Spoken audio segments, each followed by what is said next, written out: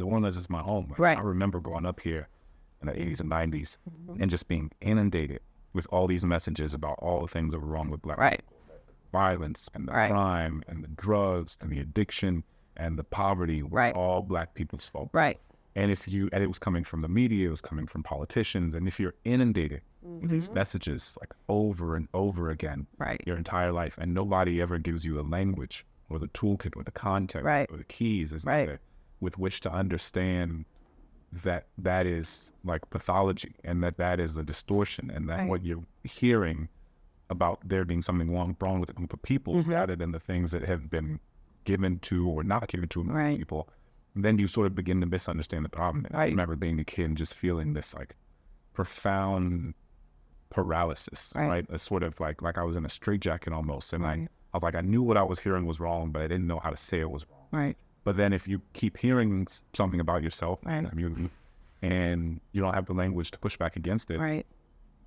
part of you begins to believe it. You right? believe it. becomes internalized, and then you're like, I don't think this is right, Right. but maybe it's right. Right. Maybe I'm different, or maybe. Right. And I remember when I first began to encounter work by novelists and artists and filmmakers and sociologists and historians whose work transformed my understanding of the history of New Orleans, of Louisiana, of this country, of this world. It was like so emancipatory. Right. It was so freeing. It was just like, I felt like I think a lot of times people think that if you teach Black kids about terrible things that happen in Black history, that it can feel overwhelming, and it can feel stifling, that it can make people feel sad. And I think if it's not taught well, Yeah. that can be the case for sure. Right. But I think if you do it right, like I know for me, it was the opposite of that. Right. It was like, gave me a sense of agency. Right. It was a sense of like, oh, this is not an inevitability Right. in Black culture. This is not a sort of static, immovable notion or object. This is something that is the result of public policy decisions and legal decisions and judicial decisions that are made. And then that means we can make different decisions. Right. And I think novels are so uniquely suited to do that kind of work. And also something else, because I reread Salvage. I was like, last time I read this was like 10 years ago. Right. But I reread it before because I knew we were going to be in conversation. And I was just so struck by how rich the interior lives of the characters were, and characters who historically in American literature have not been afforded rich, complicated interior lives, interior selves. Right. And who, when you see like these Southern Mississippi Black kids, Black teenagers, your conception of what you think they are might be this one thing, Right. but you provided the reader with insight into a level of, again, just like interiority, a level of complication that I think is just like what fiction at its best is about. Like what makes it different than a pamphlet, what makes it different than a polemic, what makes it different. It's like, these are not perfect people. Right. These are people who are struggling in relationship to the forces around them, who are also people. You know? And I think the reason that so much of the sort of propaganda and pathology around Black people was effective to the wider public is because the wider public did not always conceive and does not always conceive of Black people as people, Right. the way that they conceive of themselves. Right. Right. I think you're totally right. Like, especially, I think the kind of people that I write about and the kids, especially in Salvage the Bones, because on top of them being young and Black and Southern, right, which I think to certain, I don't know, audiences probably makes them alien in a way, but then they also come from a very poor background, which I think is, reflected in all of my work, because that's the kind of people I come from. So that's the kind of people I write about, right? But I think that, that what you're saying is right about like the power of the novel. in that it can align you so closely, with a person who is going through something, right? And it can sort of open them up to you, and make you feel as if you are living that experience with them.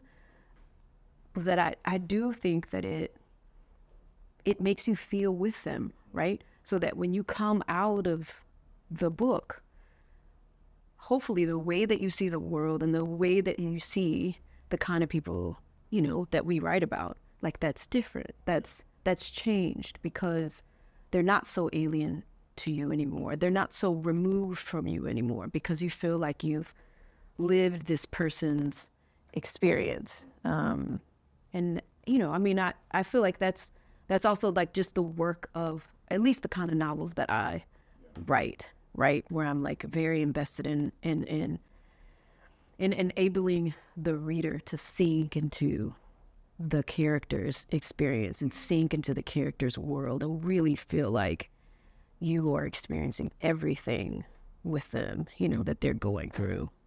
How do you think about, because you've written nonfiction and you've written novels, is your, like when you wrote your memoir as compared to Salvage, like both are informed by like your real life experience.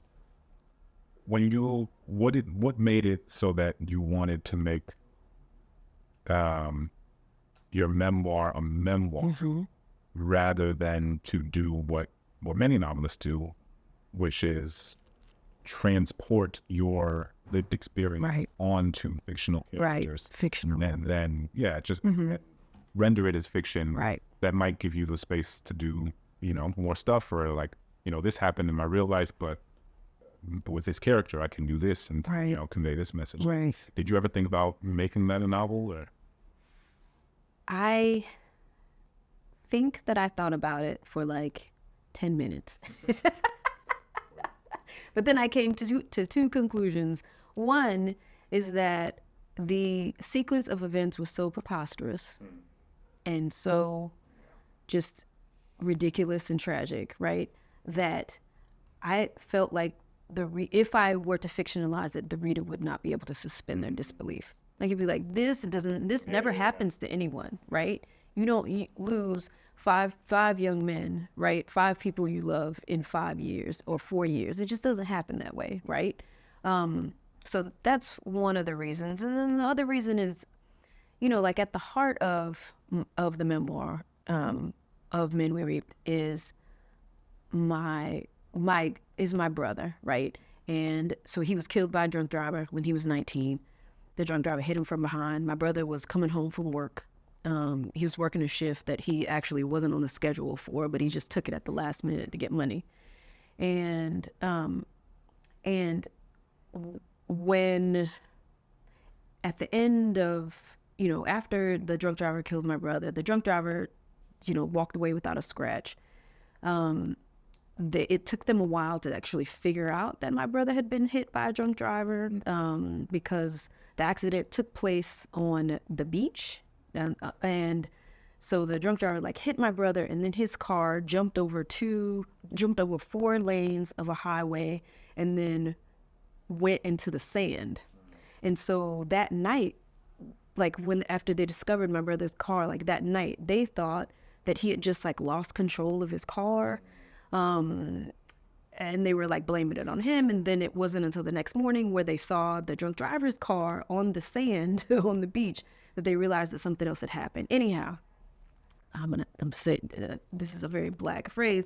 Long story short, which is not long story. It's not. I'm not making it very short. But long story short, the drunk driver was never charged with my brother's murder. Right? He was charged with, and I still don't fully understand why this happened, but he was charged with leaving the scene of an accident, and that was it. And so I felt like in that verdict that my brother's entire existence had been erased. For me, the subtext in that ruling was that he might as well, did he even really exist? I mean, And I feel like, you know, like what the justice system was saying and what, you know, white Mississippi was saying was no, right? And so part of what I wanted to do was why I felt that it was important to write, you know, especially the story of my brother, to write it, you know, as a work of creative nonfiction, is because I wanted to say, you know, actually, yes, like he existed. This is who he was. This is who he was to me. You know, these are all the people who loved him. This was our lives, you know, together. This is how complicated he was, you know, like he was a person. He was here. He was real, right? It's not imagined. And so for those reasons, I think it was really important to me to write, you know, to write my memoir, to write Men We Reaped as creative nonfiction.